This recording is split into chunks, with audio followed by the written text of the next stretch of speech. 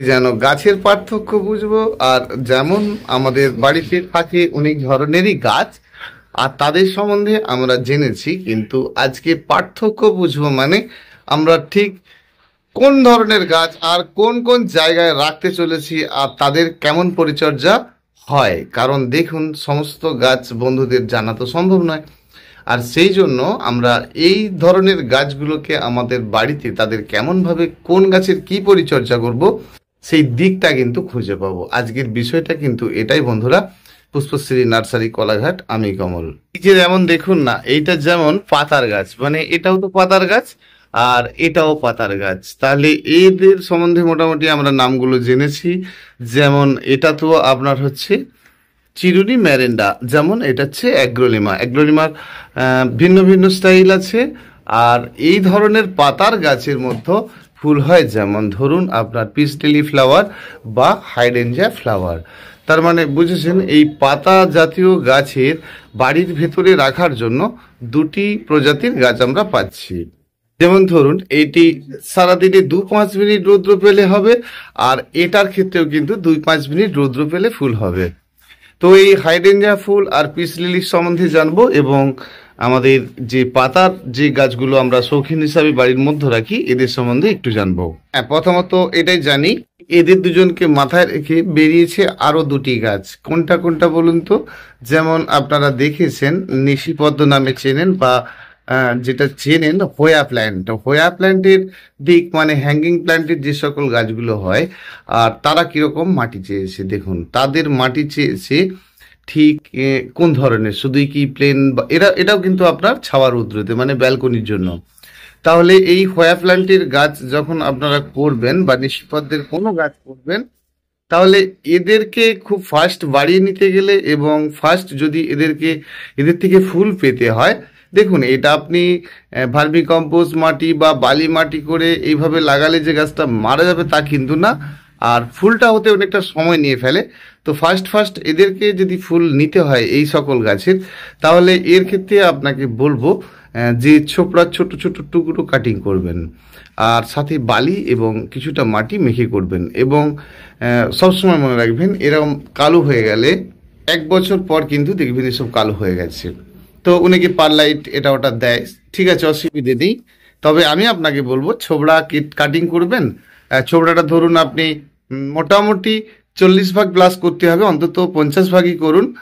আর মাটি আর বালি আরও 25-25 করে দিন, তাহলে আপনার এই ধরনের ফুলের গাছগুলো বেশ ভালো হয় আর কি, মানে যেগুলো হ্যাঙ্গিং প্ল্যান্টে ফুলগুলো হয়।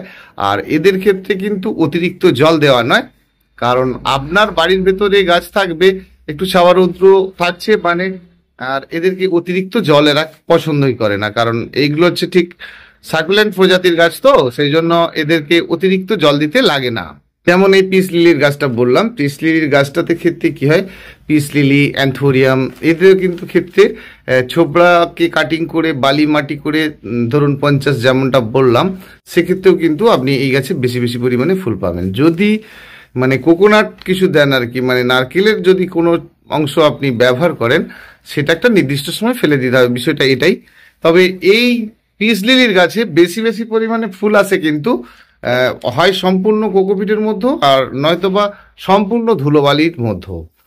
আর অনেকের বাড়ির ক্ষেত্রে ধুলোবালি বলতে হয়তো অনেকে বুঝতেই পারছেন না, মানে গ্রাউন্ড বালি যেটা আর কি, একেবারে ধুলো এটা আর কি, মানে একদম নদীর থেকে সদ্য সদ্য তুলে নিয়ে আসার দরকার নেই। পড়ে থাকা দেখবেন রাস্তাঘাটে পড়ে থাকা বালি, বা অনেক দিন আপনার একটি জায়গাতে পড়ে থাকছে, বা নদীর ধারে পড়ে আছে যেখানে ঘাসপালা ফুটেছে, ওই রকম ধরনের বালি নিয়ে আসবেন। সম্পূর্ণ বালির দ্বারাই কিন্তু এই গাছটাও হতে ভালোবাসে। এটি না হচ্ছে হাইডেনজিয়া, এক বিখ্যাত ফুল। এ আবার খাদ্য দেওয়ার উপরে কিন্তু কালার চেঞ্জ করে। তো এই হাইডেনজিয়া গাছটি যখন বিক্রি করা হয় বা আপনারা নিয়ে যান, দেখেছেন যে কোকোপিটের মতো থাকে, যে কারণে কিন্তু আমাদের গাছগুলো বাঁচে না। তো এই কোকোপিট দ্বারাই যখন আপনি নিয়ে যাচ্ছেন, আর এই কোকোপিট কিন্তু 6 থেকে 7 মাস পরে খারাপ হতে থাকবে। খারাপ হয়ে যাওয়া মানেই জানবেন পাতার মধ্যে এরম ফসকা মেরে এক এক জায়গায় পুড়ে যাওয়া, পাতার মধ্যে দাগ হওয়া, সেটা আপনি কিন্তু রোগটা ধরতেই পারছেন না যে আপনার কি করে সুন্দর হবে গাছটি। তবে হ্যাঁ, এগুলো কিন্তু ফেলে দেবেন। যখন আপনি শুধু ধুলোবালি মাটি করবেন বা 80% অন্তত বালিটা রাখবেন। আমরা যদি ধুলোবালি নাই বা থাকে তাহলে এমনি বালি নেবেন, তার সঙ্গে কিন্তু 20% মাটি অ্যাড করবেন, মাখবেন আর গাছটা রোপণ করবেন। যেখানে আপনার বাড়ির ছাওয়া স্থান, ছাওয়া রৌদ্র, সে জায়গায় রোপণ করবেন। রোপণ করার সময় যেটা আপনারা করেন আর কি, এই গাছটা আমি তো তুলে নিতেই পারি, আর তুলে নিতে পারি মানে বুঝতে পারবো বেশ হচ্ছিল, ভালোই হচ্ছিল। আর ধীরে ধীরে যখন এই কোকোটা কে ব্যান্ড করে দিচ্ছে গাছের শেকড়টা, আর গাছের শেকড়টা ব্যান্ড হয়ে যাচ্ছে, কারণ গাছের শেকড় যখন আপনার রুট বাউন্ড হতে থাকছে, ধীরে ধীরে এই কোকো দিয়ে যে জল শোষণের ক্ষমতাটা ছিল সেটা কিন্তু ধীরে ধীরে আরও তাড়াতাড়ি দ্রুত গতিতে কিন্তু আপনার কোকোটা খারাপের দিকে পৌঁছে যাচ্ছে। কারণ কোকোর যতটুকু কাজ তার তো বেশি থাকবে না, অর্থাৎ কোকোটা যখন খারাপ হয়ে যাবে তাতে কিন্তু বেশি বেশি পরিমাণে জল ধারণ করবে। আর এই সময়ের জন্য যদি এরকম কন্ডিশন আপনার হয়ে থাকে আর আপনি ঠিক সময় পাচ্ছেন না যে কবে আপনি ঠিক আবার ক্লিয়ার করে গাছটি বসাবেন বা করবেন, তো সেই জন্য যখন এরকম মাটি বা কোকো যখন দেখবেন যে খারাপের দিকে পৌঁছে গেছে, তো সেক্ষেত্রে কিন্তু আপনাকে যেটা করতে হবে সেটা কিন্তু এই কোকোটিকে সম্পূর্ণ ঝেড়ে ফেলতে হবে। ঝেড়ে ফেললে কিন্তু নষ্ট হবে না। এবার একটা জিনিস দেখাই, আপনি যদি মাটির মধ্যে ভার্মি কম্পোস্ট, বালি আর কোকোপিট মেখে করেন, সেক্ষেত্রে কিরকম পোকার জন্ম হয় এটাও আমি জানতাম না। যে পোকাটা দেখুন এর ভেতরে আছে, দেখুন এটাকে দই পোকা বলা হয়। দেখতে পাচ্ছেন পোকাটি একেবারে ওই কোকোটি যত খারাপ হতে থাকছে, ভার্মি কম্পোস্ট, কোকোপিট, এগুলো একটা সময় কিন্তু পোকার জন্ম দেয়। নিশ্চয়ই বুঝতে পারছেন পোকাটা। আর এই পোকাগুলো কিন্তু আপনার গাছের শেকড় মাকড় খেতে থাকবে, আর ধীরে ধীরে আপনি কিন্তু ভেতরে এটা বুঝতেই পারবেন না যে আপনার গাছের কত বড় ক্ষতি করতে চলেছে। তাহলে এর জন্যই আপনাদেরকে আমি বলেছিলাম যে মাঝে মধ্যে মাটির মধ্যে ফাঙ্গাস যাতে না হয়, আর সেই জন্য আপনাদেরকে চিন্তা করতে হবে মাটির মধ্যে ফাঙ্গিসাইড ওষুধ দেওয়া। ডাইথিনিয়াম M45, ইন্ডোফিল M45, এরকম কোনো একটা ফাঙ্গিসাইড ওষুধ কিন্তু আপনাদেরকে দিতে বলেছি। তো সেটা তো দেবেন, কিন্তু মাঝে মধ্যেই দেবেন চুনের জলটা, অত্যন্ত জরুরি। আর যতদিন না আপনি কোকোপিটটা ফেলে দিচ্ছেন, আর ফেলে দিচ্ছেন না মানেই আপনাকে এটা জানতে হবে যে আপনার মাটির মধ্যে নানান ধরনের পোকার জন্ম হবে। তাতে দাঁড়ায় দেখবেন যে গাছের একটা একটা ডাল শুকনো হচ্ছে, গাছের একটা একটা ডাল মরে যাচ্ছে, কোনো কোনো ডালে ফুল হচ্ছে, আর তারা সে সকল ক্ষতিগুলো তৈরি করছে কিন্তু আপনার মাটির থেকেই। জৈবের মধ্যে যদি জীবাণু কিছু জন্ম না নিতে চান বা না করে দিতে চান, তাহলে মাটির মধ্যে দানা ওষুধটি অবশ্যই দেবেন। আর এটা অনেক বন্ধুই হয়তো জানেন, আবার অনেক বন্ধুই জানেন না, সেই জন্য বিষয়টাকে তুলে ধরলাম। এই মাটির ফাঁকে ফাঁকে না জানি আরো কত পোকা রয়েছে, আর সেই জন্য আপনাকে জানতে হবে এই গাছটিই তো আপনি কিনে নিয়ে যাচ্ছেন, তাই না? আর সেই জন্য এর মধ্যে যাতে পোকার জন্ম না হয় অবশ্যই থাইমেট, ফোরহেড, ফিরাডন, এই ধরনের অনেক দানা ওষুধ দোকানে গিয়ে বলুন যে দানা ওষুধ দিন, তাহলে জানবেন এই মাটিটি বিষক্রিয়া হবে। শেকড়ের প্রতিটি একেবারে শেকড় কিন্তু তিতো হতে থাকবে, গাছের পাতা তিতো হতে থাকবে, আর তবেই কিন্তু আপনার গাছটি একদম চিরতরে মুক্তি পাবে। শুধু আমরা গাছের পাতার উপরে একটু ওষুধ দিলাম, ফাঙ্গিসাইড দিলাম, একটু খাদ্যের জন্য খৈলের জল, বা দিলাম কোনো স্প্রে খাদ্য, শুধু তাই নয়, বাকি কাজ আরো আছে, এগুলো আমাদেরকে জানতে হয়। এবারে থাকছে এই যে গাছের পাতা হঠাৎই একটা একটা মরে যাওয়া। তো এইরকম ঝাড়ত্ব গাছের ফুলের মধ্যে আপনারা দেখেন জারবেরা ফুলের গাছ। তো জারবেরা গাছের ফুলের গাছটি কিন্তু রৌদ্রের গাছ, মানে ছাওয়াযুক্ত না হলেও আর সম্পূর্ণ রৌদ্র না হলেও, মানে লাইট কম বেশির গাছ। আর এইগুলো কিন্তু আপনার একেবারে সেমি লাইটের গাছ, মানে একদম রৌদ্র পছন্দ করে না। কিন্তু সমস্যা যে জায়গাটা দাঁড়াচ্ছে, গাছের যখন এরকম অজস্র পাতা বেরোতে থাকছে, আর সেই পাতাটা কিন্তু একটি জায়গার মধ্যেই থাকছে। দেখুন পরপর আমি গুনতে থাকি 1 2 3 4 5 6 7 8 9 10টা। এটা তো অন্যান্য গাছের মতো ধীরে ধীরে, এটা যেমন ডোমভিয়া ফুলের গাছ, ডোমভিয়া ফুল জানেন তো, একদম স্থলপদ্মের মতো ফুল হয় এবং নিচের দিকে থোকে থোক পিঙ্ক কালার, হোয়াইট কালার, এরকম ধরনের ফুল হয়। তো এই ধরনের গাছের কি হচ্ছে, এই পাতার সমস্যাটা থাকছে না, পাতা হচ্ছে তো ওখান থেকে খসে পড়ে গিয়ে তবে অনেক দূরত্বে গিয়ে পৌঁছে যাচ্ছে। তাহলে এই গাছের গোড়ায় এই সমস্যাটা থাকছে না। এদের জন্য যে সমস্যা সেগুলো আমরা জেনেছি, মোটামুটি মাটি ভালো করে কম্প্যাক্ট করে দেওয়া, মাঝে মধ্যে ঠিক কাটাই ছাটাই করা, এগুলো আমরা মোটামুটি বন্ধুরা জানি। তো এদের ক্ষেত্রেও আমরা খুব ভালো করে জানি, এবং কম পরিচর্যার মানে খুব বেশি চর্চা করতে হয় না কিন্তু এদের। তো সেই জন্য আমরা আমাদের স্বার্থে যে সকল কাজগুলো করি আর সেই সকল কাজের পরে বাকি কাজটা যেন করি তাহলে ভালো। কারণ ধরুন আপনি সেরামিকের টবে বসিয়েছেন, আপনি এরকম বাড়ির ভেতরে তার একটা কালো পলিথিন সহ রাখতে পারেন না, বা একটা গ্রো ব্যাগের মধ্যে রাখতে পারেন না, বা বাড়ির ভেতরে এরকম একটা মাটির টবেও কিন্তু খুব একটা ভালো আপনার দেখাবে না। সেই জন্য আপনারা শৌখিন টবে রাখবেন। সেটা আপনার সেরামিকের টব হতে পারে, ক্লাসিক কোনো প্লাস্টিকের টব হতে পারে ইত্যাদি। যাই হোক, মূল প্রসঙ্গে আসি। তাহলে এই সকল গাছের পাতাগুলো আপনি ব্লেড দিয়ে এখান থেকে কেটে দিলেন। এটা আপনারা আমার আগের ভিডিওতে দেখেছেন যে এই পাতাটাকে আপনাকে কিন্তু ধীরে ধীরে টানা হিচড়া না করে একবার ওই সাইডে ঠেলতে হবে, একবার এই সাইডে টানতে হবে। তাহলে কি হবে, আস্তে আস্তে গোড়ার থেকে একদম রিং হয়ে নিজের থেকে কাটিং হয়ে আসবে। তো এইটা হচ্ছে ব্যাপার। আর এরকম পাতাগুলো পরিষ্কার পরিচ্ছন্ন রাখবেন। মাঝে মধ্যে কোনো ফাঙ্গিসাইডকে জলে গুলে পাতা পরিষ্কার পরিচ্ছন্ন রাখবেন, কারণ পাতার মতো অতি অপরিষ্কার না থাকে, একেবারে ফ্রেশ রাখবেন।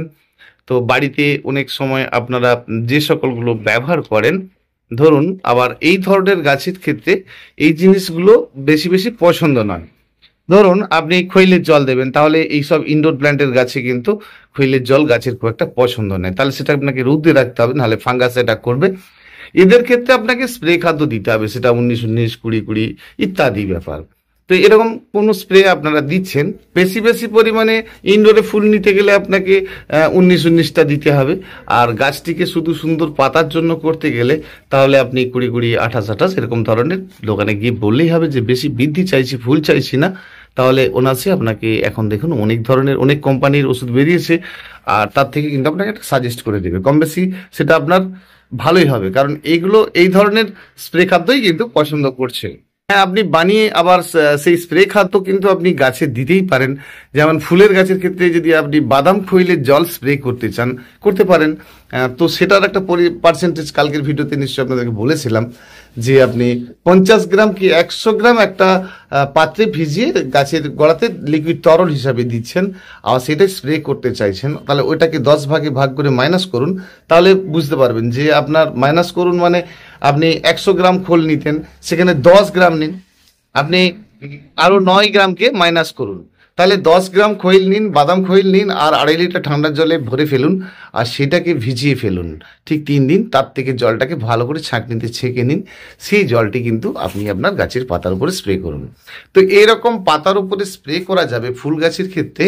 সেটা যে কোনো খাদ্যকে দেবেন খুব ভালো। তবে ইনডোরের গাছের ক্ষেত্রে কিনেই নেওয়াটা আপনাদের বেশি বেশি ভালো। 19-19, 20-20, 28-28 একদম ছিমছাম 100 গ্রাম 20-22 টাকা হয়তো নেয়, তো নিয়ে নিলে সেটা দিলেই গাছ সবসময় ফ্রেশ থাকবে। তবে হ্যাঁ, মাঝে মধ্যে কিন্তু এই গাছের গোড়াতে ফাঙ্গিসাইড ওষুধের জলটা দিতে হবে। মাঝে মধ্যে কেন, আপনার ফাঙ্গিসাইড ওষুধের জল আপনি স্প্রে করলেন এমনি ঠিক আছে, এমনি প্লেন সাদা জল স্প্রে করলেন, কিন্তু মাঝে মধ্যে যখন গোড়াতে যে শুকনো হয়ে যাবে জলটা দেবেন, সেটা প্লেন সাদা জল দেওয়ার দরকার নেই। এই 1 চিমটির মতো নিলেন, 1 চিমটি মানে ধরুন এরকম 2 আঙুলে চেপে ধরবেন, আর চেপে ধরার পরে ঠিক যতটুকু উঠবে সেটা 1 লিটার জলের সঙ্গে গুলে ফেলবেন, আর সেই জলটা আপনারা কিন্তু স্প্রে করতে পারেন।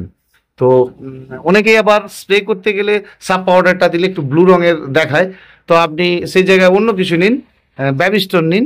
এই ধরনের আরো অনেক কোম্পানি রয়েছে, নিতেই পারেন। তো যখন আপনারা ওই জলটিকে এই ফাঙ্গিসাইডটি গোড়াতে দিতে চাইবেন, তখন কিন্তু 2 গ্রাম নেবেন। এটাও জেনেছেন, কিন্তু যখন আপনি ফাঙ্গিসাইডটাকে বেশি ব্যবহার করবেন, সেক্ষেত্রে আপনাকে জানতে হবে যে ফাঙ্গিসাইডের উপরে যদি গাছকে আপনার নির্ভর করাতে হয় আর সবসময়ের জন্য ফাঙ্গিসাইড গাছের গোড়াতে দিতে হয়, সেক্ষেত্রে কিন্তু 1 গ্রাম। কেন বলুন তো, আপনি ঠিক 3 দিন ছাড়া গাছের গোড়ায় জলটা দিচ্ছেন, জলের সাথে ফাঙ্গিসাইড দিয়েই দিচ্ছেন, সেক্ষেত্রে আপনি কিন্তু 2 গ্রাম দেবেন এই ইনডোর প্ল্যান্টের গাছের জন্য, সব গাছের জন্য কিন্তু নয়। আর তবে এই ইনডোর প্ল্যান্টের জন্য কিন্তু আপনি 1 গ্রামই দেবেন। আদার্স যত ফুলের গাছ রয়েছে সেটা আপনি 10 দিন 15 দিন ছাড়া দিচ্ছেন, 2 গ্রাম দেবেন। কিন্তু ইনডোর প্ল্যান্টে আপনি সারাটা বছরই ব্যবহার করবেন, তাহলে কিন্তু লিটার 1 গ্রাম। এবারে আসি আর একটা বিষয়, আর এটা দিয়েই ছোট্ট করে আজকে বেশি কিছু গাছ দেখাচ্ছি না, 2-4টে গাছ দ্বারাই আপনাদেরকে একটা করে ঠিক গাছের উপকার হবে, আপনাদের কাজে লাগবে এমন বলার চেষ্টা করছি। দেখুন, আমি যতটুকু জানি ততটুকু বলার চেষ্টা করছি, আর তাতে যদি আপনাদের কাজে লাগে আর কি। তো সেই জন্য বলি, যখনই আপনাদের গাছের ঠিক গ্রোথটা কেমন কেমন ভাবে আপনি করতে চাইছেন, এই তার গ্রোথ নিয়ে একটু বলি। সময় জেনে রাখবেন, যখন আপনারা কোনো ফুলের গাছ নেবেন তার সর্বমোট উচ্চতাটা জানবেন, যে গাছের সর্বমোট উচ্চতাটা ঠিক কতটা হতে পারে। যেমন এটি ক্রিসমাস ট্রি মানে অর্কিডিয়া কুকি, এটি ম্যাক্সিমাম বাড়িতেই দেখা যায় যে আছে একটি করে টবে। আর এই গাছটিকে আপনি টবে করছেন, বছরের পর বছর রেখেছেন। তো এই ধরনের যারা খুব উচ্চতায় বেড়ে ওঠে, যেমন এই এই গাছটি আপনি জানলেন, যেমন ডোমভিয়া গাছটি জানলেন, তো এর সর্বমোট উচ্চতা মোটামুটি আমাদের দেখা অনুযায়ী 30 ফুট প্লাস। যেমন এই গাছটির নাম বোগেনভিলার, এটাও আপনারা দেখেছেন। এই গাছটিকেও যদি আপনি একটি মূল কাণ্ডে তুলে ফেলেন, তাহলে একটু লতানো লতানো ভাবেও কিন্তু 30 ফুট প্লাস। তাহলে এই সকল বৃদ্ধি, ঠিক বুঝতে পারলেন আমার কথাটা? তো তাই এই ধরনের বোগেনভেলিয়াগুলোকে যদি আপনি বাড়াতেই চান আর কি, তো আমরা এমনি কাটাই ছাটাই করে ছোট্ট করে টবের মধ্যে ফুলে ফুলে দেখেছি। আর যখনই আপনি বৃদ্ধিশীল গাছগুলো করবেন আর কি, আর সবসময়ের জন্য ছোট রাখতে চাইবেন, মানে এই ডোমভিয়া ফুলের গাছটিকে যদি আপনি করেন, তাহলে এটাও কমসে কম আবার 16 থেকে 17 ফুট পর্যন্ত উচ্চতায় চলে যাবে। তাহলে এই রকম ধরনের মানে যে সকল বারোমাসি ফুলের গাছ বা যেগুলো ফুল হয় না, বাহারি গাছ, আর এরা যখন ফুল হয় এবং বৃদ্ধি করে, আর এদেরকে কিন্তু আপনি একটি ছোট্ট 6 ইঞ্চি কি 8 ইঞ্চি টবে বসিয়েছেন, তাহলে এটা আপনার তো এক্ষুনি বললাম যে আপনার 17 ফিট গাছের উচ্চতা হবে সর্বমোট উচ্চতা। তো আপনি এই গাছটিকে যখন 17 ফুট উচ্চতা থেকে ছোট রাখতে চাইবেন, সহজে কিন্তু বড় টবে দেবেন না। আর সহজে যদি আপনি বড় টবে দিয়ে ফেলেন, তাহলে কিন্তু এর শেপটাই খারাপ হয়ে যাবে। সেজন্য যখন আপনি কাটিং করবেন, গাছটিকে কাটিং করবেন, ঠিক কতটা কাটিং করবেন এটা আপনাকে জানতে হবে। আমরা জেনেছি যে বসন্তকালে গাছের একটা কাটাই ছাটাই করা, ঠিক ফেব্রুয়ারি মাস মানে কাটাই ছাটাই করা, এসব জেনেছি। তো যাই হোক, আমি বলবো আপনাকে যে গাছের একটা নির্দিষ্ট হাইট আপনি রাখবেন। ধরুন আপনি এই গাছটির উচ্চতা যদি দেখি এখন বর্তমান, তাহলেও আপনার প্রায় 20 থেকে 22 ইঞ্চি। তা 22 ইঞ্চি আপনি রাখবেন না, 22 ইঞ্চি থেকে আপনি খুব জোর হলে 6 থেকে 7 ইঞ্চি রাখবেন। তো 7 ইঞ্চি যদি আপনি কাটিং করে দেন, তাহলেও আপনি 15 ইঞ্চি কেটে ফেলে দিলেন। আর 15 ইঞ্চি কেটে ফেলে দিলে থাকছে একটা ছোট্ট খাড় কাণ্ড। আর এই কাণ্ডর দ্বারা আপনি চিন্তা করছেন না কেন যে কাণ্ডটা কেটে দিয়েছি, কোনো ডাল পাতা নেই, আর এটা কি বাঁচবে? হ্যাঁ, দেখুন এই কাটিংটার একটা ব্যাপার বলি আপনাদেরকে, যে কাটিং যখন করবেন সেটা সবসময় জানবেন কোনো ক্ষতি হবে না। কোন সময় করলে ক্ষতি হবে না? অতিরিক্ত বর্ষা, অতি শীত, অতি গরম, এই সময়গুলো আপনাকে মেনে চলতে হবে। অতি শীত, অতি বর্ষা, এই সময়গুলো যদি, অতি গ্রীষ্ম, এই সময়ের যদি আপনি মেনে চলেন, তাহলেই কিন্তু আপনি সারা বছর একদম ফাইনাল কাটিংটা করতে পারেন, অসুবিধা নেই। আর যদি আপনি যে কোনো সময় ফুল শেষ, ফুল বেশি চান এবং গাছের গ্রোথ চান, তাহলে ডগাটিকে পিঞ্চ করা, ছোট্ট করে ধরবেন আর ডগাটিকে পিঞ্চ করবেন, আর দেখবেন গাছটি প্রচুর পরিমাণে ফুল হচ্ছে। আপনারা দেখেছেন বট, পাকুড়, অশ্বত্থ বা এরকম কাস্টুলা জাতীয় ফুলের গাছ, তাদের প্রচুর পরিমাণে ফুল হচ্ছে, অত ছোট ছোট টবেই হচ্ছে। কিন্তু আপনি যখন রোপণ করছেন, সেটি ঠিক যেন শৌখিন বলে মনে হচ্ছে না, ফুল হচ্ছে ঠিকই, গাছের উচ্চতা যেন বেড়ে বেড়ে উঠছে। আর আপনি নির্দ্বিধায় যেই জায়গাটায় কাটিং করে ফেলুন, আপনার পছন্দের জায়গা যতটুকু, একদম পারফেক্ট টাইম আছে। আর এই সময় কিন্তু আপনি এটি করতেই পারেন। কাটিং করলেন, কাটিং করার পরে যে কাজগুলো ভুল করেও করবেন না। কাটিং করলেন, তারপরের দিনেই খাদ্য দেওয়ার চিন্তাটি করবেন না। কাটিং করেছেন, কাটিং করার পরে ছোট ছোট ডাল শাখা বেরোবে, খাদ্য দেবেন। খাদ্য দেওয়ার জন্য একদম সহজ সহজ কতগুলি পথ আপনাদেরকে বলি। দেখুন, আলু, পেঁয়াজ, বাঁধাকপি, এই যে শাক সবজি নানান ধরনের, যে কোনো গাছের ফুল বা গাছের পাতা, যেমন গাছের পাতা বা আপনার ভেষজ কিছু মানে আমাদের আগাছা উদ্ভিদ, এই সকলগুলোই কিন্তু গাছেরই জন্য। আর এদেরকে আমরা কিন্তু খাদ্য হিসাবে ব্যবহার করতে পারি। আর এদেরকে কিন্তু আমরা খুব সহজে ব্যবহার করতে পারি। ধরুন আপনি কাল সকালে নিজে চিন্তা করলেন যে কিছু ফেলে দেওয়া শাকসবজি যেগুলো কম বাজেটের, আপনি সেগুলোকে কিনে নিয়ে এসে ছোট্ট ছোট্ট করে কুচিয়ে একটা পাত্রে পচিয়ে ফেললেন। এটা হতে পারে আলু খোসা, পেঁয়াজ খোসা, এ টু জেড যত রকম শাকসবজি এটা ওটা রয়েছে। আর সেটাকে আপনি পচিয়ে গাছের গোড়ায় দিচ্ছেন, তার থেকে উত্তম যুক্তি কিছু হয় না। দেখুন, বাড়ির ভাত ফেলে দেওয়া ভাতগুলো সেগুলোকে পচিয়ে দিচ্ছেন, চাল পচিয়ে দিচ্ছেন, এগুলো একদম পারফেক্ট কাজ, অবশ্যই করতে পারেন। আর এর জন্য কোনো ক্ষতি নেই, এদেরকে পচে যাওয়া জলটাও আপনি কাছে দিচ্ছেন, তাতেও কোনো ক্ষতি নেই। তো ওই কাজগুলো আপনারা কিন্তু করবেন, আর এতে উপকার আছে, অবশ্যই ভালো কাজ আছে। আর সেই জন্য এগুলোর কোনো নিয়ম নিষেধ কিন্তু নেই। এদেরকে ভালো ভালো করে কাজে লাগাতে গেলে, আরো এদের বেশি বেশি কাজ পেতে গেলে, ধরুন আপনি কিছুটা শাকসবজি এটা ওটাকে কাটিং করে একটা জায়গায় পুচিয়ে রেখেছেন, ওর সঙ্গে অল্প করে একটু বাদাম খৈল দিয়ে দিন, কিছুটা পচানো মাটি দিয়ে দিন, একদম পারফেক্ট কাজ হয়ে যাবে। তো 2-4টে 10-26-এর দানা দিয়ে দিন, দেখবেন এটা আপনাকে নিজেকে একটু ভাবতে হবে আর কি, কতটা দেব কতটা দেব নয়, কম দেবেন। ধরুন আপনি একটি বালতিতে করে অনেকগুলো কম্পোস্ট এরকমভাবে পচিয়ে রেখেছেন, আর সেটা আপনি দিতে চলেছেন গাছের গোড়াতে, কিন্তু আপনি ঠিক বুঝতে পারছেন না পরিমাণটা ঠিক কতটা রাখবেন। আমি আপনাকে বলে নিই, যে কোনো নাইট্রোজেন ধরনের সার যখন আপনি দিতে চাইবেন, সর্বপ্রথম আপনি আপনার গাছগুলোকে গুনে নেবেন। হ্যাঁ, এখানটা একটা বোঝার আছে, ভালো করে বিষয়টা বুঝে নিন। তাহলে 200 পিস দানা গুনে নিন। 100 পিস বাড়িতে আপনার গাছ রয়েছে, মাত্র 200 পিস 10-26 বা 28-28 গুমর এইরকম দানা আপনারা কিনে নিন দোকান থেকে। 10-26 কিনে নিয়ে আসুন, আর 10-26 মাত্র গাছ পিছু 2 পিস করে গুনে ফেলুন। আস্তে আস্তে গুনে একটি জায়গায় সেটিকে কিন্তু আপনার যখন গাছে যে কোনো তরল খাদ্য দিচ্ছেন তার সাথে আপনি ফেলে দিন।